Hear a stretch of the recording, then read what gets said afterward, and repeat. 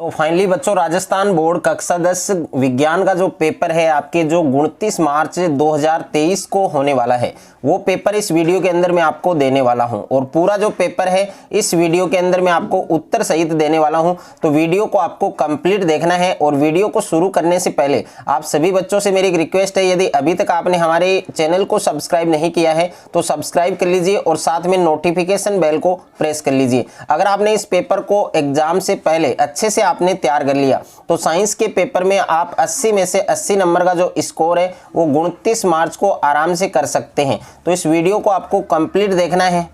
तो देखिए, पेपर में सबसे पहले आपको यहाँ पर सेक्शन ए दिया गया है, यानी खंड ए आपको दिया गया है। और इस खंड में जो पहला क्वेश्चन है आपके, वो क्वेश्चन है आपके मल्टीपल चॉइस क्वेश्चंस, यानी बहुविकल्पी प्रश्न। और इसमें पहला प्रश्न आपको पूछा गया है कि रक्त दाब यानी जो बीपी है आपके, जो ब्लड प्रेशर है, उसको मापने के लिए प्रयुक्त किया जाने वाला जो उपकरण है, उस उपकरण को अपन क्या कहते हैं। तो ए ऑप्शन में आपको लेक्टोमीटर दिया गया है, बे में आपके स्टेथोस्कोप दिया गया है, से में आपके बैरोमीटर दिया गया है और दे में आपके स्पाइग्नोमेनोमीटर दिया गया है। और जो बच्चे इंग्लिश मीडियम से हैं तो वो इस क्वेश्चन का स्क्रीनशॉट ले सकते हैं कि रक्त दाब मापने के लिए प्रयुक्त किया जाने वाला जो उपकरण है वो क्या कहलाता है, आपके स्पाइग्नोमेनोमीटर, यानी ऑप्शन नंबर द आपका करेक्ट होगा। ओके, उसके बाद में जो दूसरा क्वेश्चन है आपके, यानी दूसरा क्वेश्चन आप देख सकते हैं कौन सा क्वेश्चन है, वो आपका दूसरा क्वेश्चन रहने वाला है। तो यहाँ पर जो दूसरा प्रश्न है वो आप देख सकते हैं कि मधुमेह रोग किस हार्मोन की कमी से होता है। तो मधुमेह रोग है वो कौन से हार्मोन की कमी से होता है।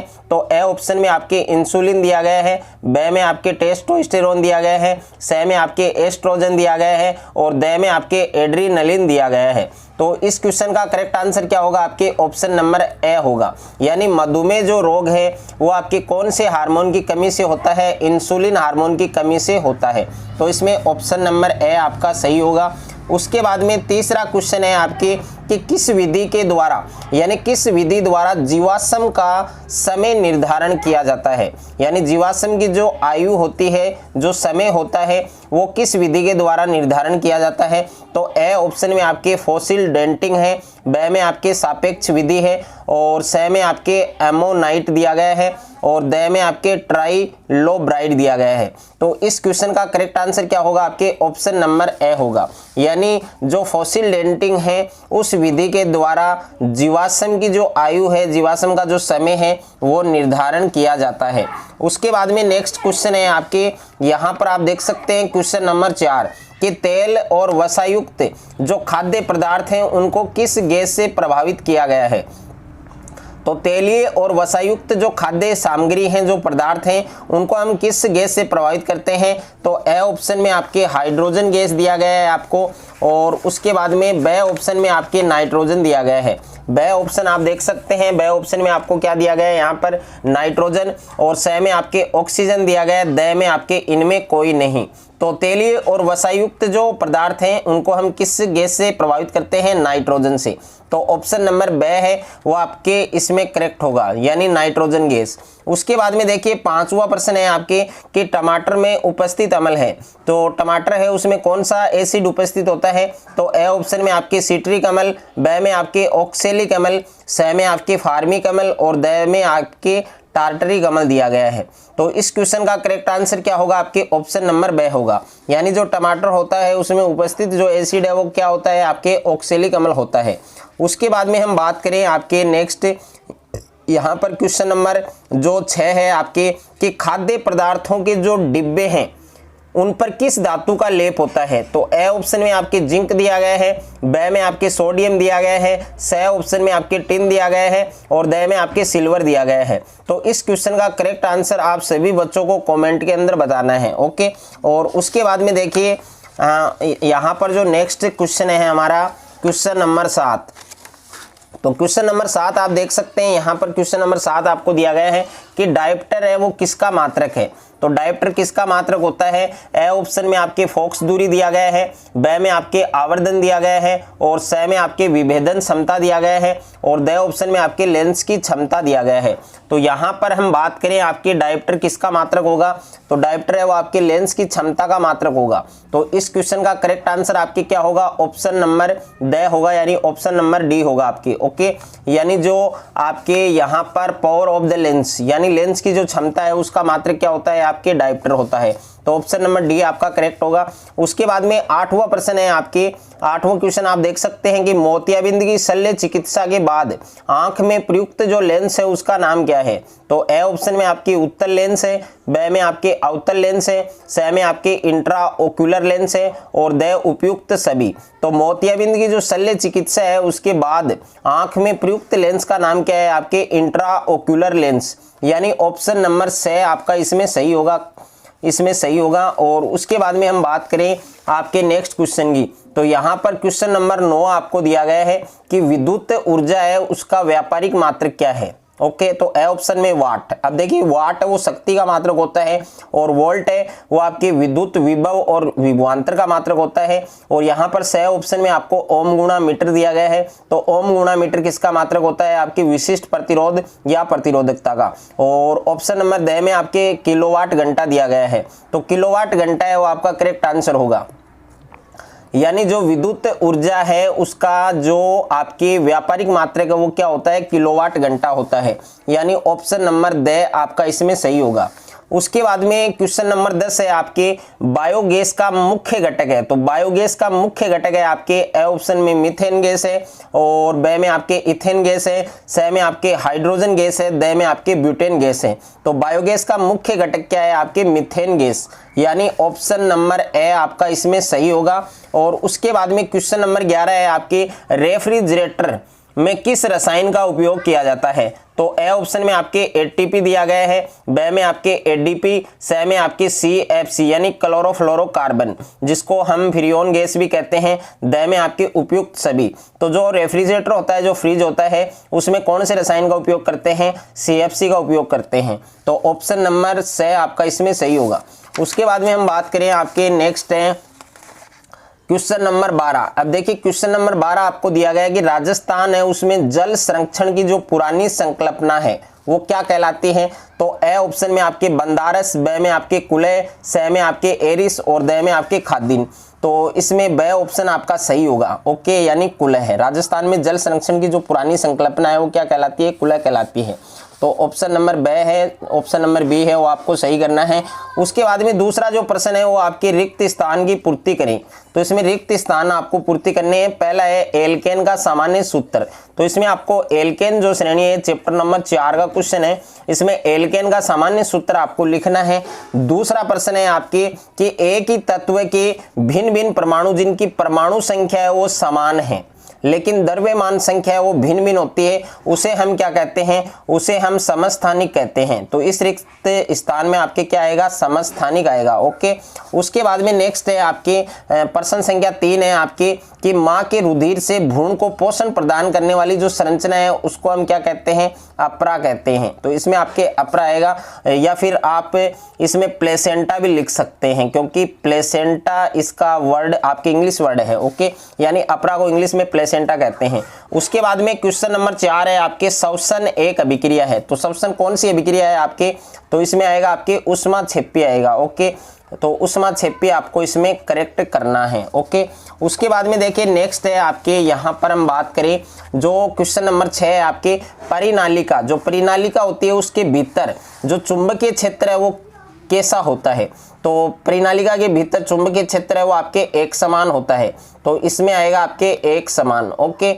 उसके बाद में देखिए नेक्स्ट है आपके अति लघुतरात्मक प्रश्न यानी very short answer type question. तो इसमें पहला प्रश्न है कि रेडॉक्स अभिक्रिया से आप क्या समझते हैं। तो इसमें रेडॉक्स अभिक्रिया की परिभाषा आपको लिखनी है जिसमें ऑक्सीकरण और अपचयन दोनों साथ साथ में चलते हैं, ओके, दोनों क्रियाएं हैं साथ साथ होती हैं। और दूसरा प्रश्न है पीएच स्केल की परिभाषा लिखिए। तो हाइड्रोजन आयन की सांद्रता ज्ञात करने के लिए स्केल काम में लिया जाता है, या फिर अम्ल और क्षारक की जांच के लिए जो स्केल काम में लेते हैं उसको हम पीएच स्केल कहते हैं। तीसरा प्रश्न है प्यारे बच्चों आपके पित्तल मिश्र धातु के प्रमुख अवयव। तो इसमें देखिए आपको एक ट्रिक ध्यान रखनी है, पिताजी, जहां पर पित्तल आपके पी से पित्तल और ता से आपके तांबा, ओके, यानी जो पित्तल मिश्र धातु है उसके प्रमुख अवयव हैं आपके तांबा प्लस जस्ता, ओके, तांबा प्लस जस्ता। और उसके बाद में प्रश्न संख्या 4 है औक्सिक कारक क्या है, इसकी परिभाषा बतानी है। और 5वें प्रश्न में है आपके आधुनिक आवर्त सारणी है, उसमें आवर्त कितने होते हैं, तो इसमें आवर्त होते हैं आपके 7। तो देखिए आधुनिक जो आवर्त सारणी है उसमें आवर्त कितने होते हैं, आवर्त की संख्या होती है उसमें 7। और जो समूह है, समूह की संख्या कितनी होती है, 18। तो समूह की संख्या जो ग्रुप होते हैं उसमें 18 होते हैं, जो आवर्त होते हैं वो कितने होते हैं, आपके 7 होते हैं। तो ये संख्या आपको ध्यान रखनी है। उसके बाद में प्रश्न संख्या 6 है आपके कि नर में लैंगिक जो लक्षण है उनका विकास वो किस हार्मोन के द्वारा होता है, तो उस हार्मोन का नाम है आपके टेस्टोस्टेरोन। ओके, टेस्टोस्टेरोन ये हार्मोन है, इसका नाम आपको ध्यान रखना है। उसके बाद में देखिए अगर आपको मादा का पूछता है तो मादा में लैंगिक लक्षण है उनका विकास कौन करता है, कौन सा हार्मोन करता है, तो उसमें एस्ट्रोजन है और प्रोजेस्टेरोन है। ओके, तो यहाँ पर आपको नर में पूछा है तो इसका आंसर सही होगा आपके टेस्टोस्टेरोन। उसके बाद में 7वां प्रश्न है अनैच्छिक क्रियाओं के 2 उदाहरण जो बिना इच्छा के होती हैं। कुछ क्रियाएं ऐसी होती हैं, कुछ एक्टिविटीज ऐसी होती हैं जो ऐच्छिक होती हैं, लेकिन कुछ ऐसी होती हैं जो अनैच्छिक होती हैं। तो इसमें एक पलक झपकना आप लिख सकते हैं, छींक आना, और बहुत सी एक्टिविटी हैं जो आपके अनैच्छिक होती हैं। और 8वां प्रश्न है विद्युत परिपथ में एमीटर का कार्य बताना है। तो एमीटर का काम है धारा का मापना। ओके, धारा का मापन करना। और 9वां प्रश्न है परिनालिका क्या है, तो परिनालिका की जो परिभाषा है वो आपको लिखनी है। ओके, इसका आंसर आपको चैप्टर नंबर 13 के अंदर मिल जाएगा। उसके बाद में हम बात करें यहाँ पर 10वां है आपके नाभिकीय ऊर्जा प्रदान करने वाले 2 तत्वों के नाम आपको बताने हैं। तो इसमें एक आपके यूरेनियम है और दूसरा आपको बताना है कमेंट में। उसके बाद में प्रश्न संख्या 11 है ज्वार भाटा किसे कहते हैं, तो ज्वार भाटा की परिभाषा लिखनी है आपको। और प्रश्न संख्या 12 है कि चुंबकीय क्षेत्र की जो तीव्रता है उसका मात्रक, तो चुंबकीय क्षेत्र की तीव्रता का मात्रक होता है आपके टेस्ला। तो इसमें आपको टेस्ला लिखना है। ओके, ये आपके चैप्टर नंबर 13 का क्वेश्चन है।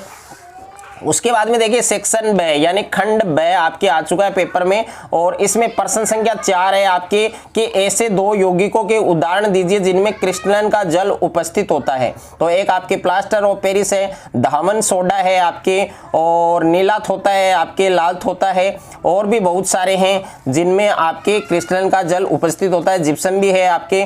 और उसके बाद में प्रश्न संख्या 5 है बेंजीन का अणुसूत्र। तो बेंजीन का अणुसूत्र होगा आपके प्यारे बच्चों C6H6। ओके, इसकी आपको संरचना बनानी है। और 6ठा प्रश्न है आपके एथेनोइक अम्ल को ग्लेशियल एसिटिक अम्ल क्यों कहते हैं। और 7वां प्रश्न है आपके न्यूलैंड के अष्टक सिद्धांत हैं, उनकी आपको कोई 2 सीमाएं हैं वो आपको बतानी है।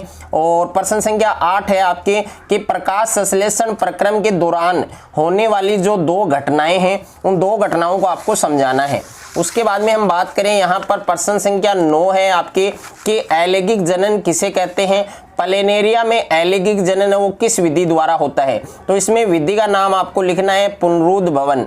क्या नाम लिखना है आपको, पुनरुद्ध भवन। ओके, और 10वां प्रश्न है इसमें आपको डायग्राम पूछा है, मादा जनन तंत्र का नामांकित चित्र बनाना है आपको।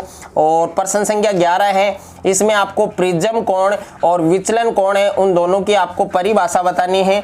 और प्रश्न संख्या 12 है आपके विद्युत परिपथ के लिए आपको ओम का नियम लिखना है। नंबर 13 है आपके कि किसी 4 ओम प्रतिरोधक से प्रति सेकंड यानी 1 सेकंड 100 जूल उष्मा उत्पन्न हो रही है, तो प्रतिरोधक के सिरों पर आपको विभवांतर ज्ञात करना है, यानी आपको V निकालना है। और इसके लिए आपको जो फॉर्मूला बता रहा हूं इस फॉर्मूले की मदद से आप निकाल सकते हैं, यानी H बराबर I² RT। ओके, H बराबर I² RT, ये आपके जूल का जो तापन नियम है उससे आपको ये क्वेश्चन से सोल्व करना है। उसके बाद में क्वेश्चन नंबर 14 है आपके कि चुंबकीय बल रेखाओं यानी जो चुंबकीय क्षेत्र रेखाएं हैं उनकी आपको विशेषताएं हैं, उनके आपको जो गुणधर्म है वो आपको लिखने हैं। उसके बाद में क्वेश्चन नंबर 15 है आपके न्यूमेरिकल यानी कोई विद्युत बल्ब 220 वोल्ट के जनित्र से संयोजित है, यदि बल्ब से 0.50 एम्पियर विद्युत धारा प्रवाहित होती है तो आपको बल्ब की जो शक्ति है, जो पावर है वो आपको ज्ञात करनी है। इसके लिए आप P बराबर V इंटू I ये फार्मूला आप यूज करके इस क्वेश्चन को सोल्व कर सकते हैं। उसके बाद में क्वेश्चन नंबर 16 है आपके, क्वेश्चन नंबर 16 है कि बड़े बांधों के निर्माण से उत्पन्न कोई 2 समस्याओं को आपको लिखना है। ओके, काफी इंपॉर्टेंट क्वेश्चंस हैं। और उसके बाद में देखिए जो नेक्स्ट क्वेश्चन है हमारा, जो अगला क्वेश्चन है उनकी हम बात करें तो यहाँ पर जो क्वेश्चन नंबर आपके सेक्शन C है यानी खंड 6 है और खंड 6 में आपके क्वेश्चन नंबर 17 आपको दिया गया है कि संयोजन अभिक्रिया और वियोजन अभिक्रिया को उदाहरण सहित समझाइए। तो संयोजन अभिक्रिया और वियोजन अभिक्रिया उसको आपको उदाहरण सहित समझाना है। और उसके बाद में क्वेश्चन नंबर 18 है आपके कि एक तंत्रिका कोशिका, जिसका दूसरा नाम क्या है प्यारे बच्चों, आपके न्यूरॉन। ओके, तो तंत्रिका कोशिका न्यूरॉन की आपको संरचना बनानी है, यानी इसका डायग्राम बनाना है आपको, और तथा इसके जो कार्य हैं उनका वर्णन करना है, यानी जो कार्य हैं उनका उल्लेख करना है। उसके बाद में क्वेश्चन नंबर 19 है आपके कि समजात तथा समरूप अंगों को उदाहरण देकर समझाइए। तो जो समजात तथा जो समरूप अंग है उनको आपको उदाहरण देकर समझाना है। और क्वेश्चन नंबर 20 है आपके कि नेत्र की जो समझन क्षमता है उससे आपका क्या अभिप्राय है, यानी नेत्र की समझन क्षमता है उसकी परिभाषा लिखनी है, और आंख के जो प्रमुख दोष हैं उनका आपको वर्णन करना है। उसके बाद में हम बात करें यहाँ पर सेक्शन डी, तो खंड द है आपके, और खंड द में प्रश्न संख्या 21 है आपके, जिसमें आपको 3 क्वेश्चन पूछे गए हैं। यहाँ पर ए ऑप्शन में आपको क्वेश्चन दिया गया है कि प्रबल अम्ल और दुर्बल अम्ल को परिभाषित कीजिए। और दूसरा प्रश्न है आपके कि प्लास्टर ऑफ पेरिस का रासायनिक सूत्र आपको लिखना है और इसके 2 उपयोग आपको बताने हैं। तीसरा प्रश्न आपको पूछा गया है कि कोई 2 संश्लेषित जो सूचक हैं उनके आपको नाम लिखने हैं। उसके बाद में देखिए अथवा में आप देख सकते हैं, तो अथवा में आपको कौन सा क्वेश्चन है, इस क्वेश्चन के अथवा में आपको दिया गया है। तो यहाँ पर देखिए ए ऑप्शन में आपको प्रश्न दिया गया है कि उदासीनीकरण अभिक्रिया क्या है, और दूसरा प्रश्न है कि अम्लीय वर्षा क्या है। अम्लीय वर्षा की परिभाषा है, जो डेफिनेशन है वो आपको लिखनी है, और इसके कुप्रभाव भी आपको बताने हैं। तीसरा प्रश्न है अपच का उपचार करने के लिए किस औषधि का उपयोग किया जाता है। तो अपच का उपचार करने के लिए एंटासिड औषधि का उपयोग हम करते हैं।